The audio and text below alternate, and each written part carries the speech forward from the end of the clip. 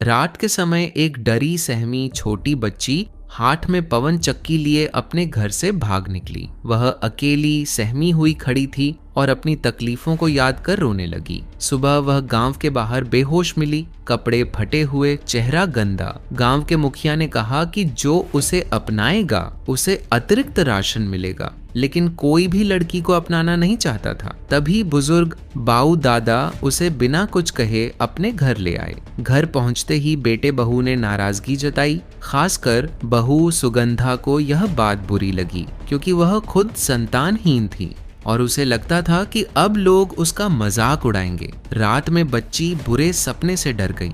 बाऊ दादा ने उसे दुलारा, खाना दिया और टूटी हुई पवन चक्की ठीक करके उसे लौटा दी। बच्ची का नाम छोटी फूल था, उम्र 7 साल, जो पड़ोस के गांव से थी। जब बाऊ दादा ने उसे घर वापस भेजने की बात की तो वह डर गई और बोली, मुझे मत भेजिए, मेरे माँ बाप अब नहीं रहे और पालने वाले रोज मारते थे। मैं काम कर लूंगी, बस खाना मिल जाए।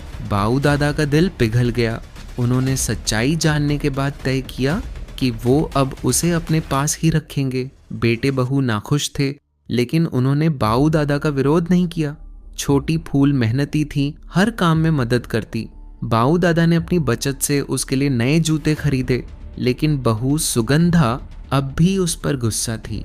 एक दिन जब बाऊ दादा घर पर नहीं थे तो वह जबरन छोटी फूल को वापस भेजने निकली, लेकिन बाऊ दादा समय पर आकर उसे रोक लेते हैं। इसके बाद बहू छोटी फूल को डराने धमकाने लगी, जिससे वह खाना भी ठीक से नहीं खा पाती। परेशान होकर बाऊ दादा ने अलग चूल्हा बना लिया और बेटे बहू से अलग रहने लगे। एक दिन छोटी फूल ने अंडा उठाया तो बहू ने उस पर चोरी का आरोप लगाया और उसकी प्यारी पवन चक्की तोड़ दी और उसे घर से निकालने की जिद करने लगी। ऐसे और मज़ेदार वीडियो के लिए चैनल को फॉलो करें।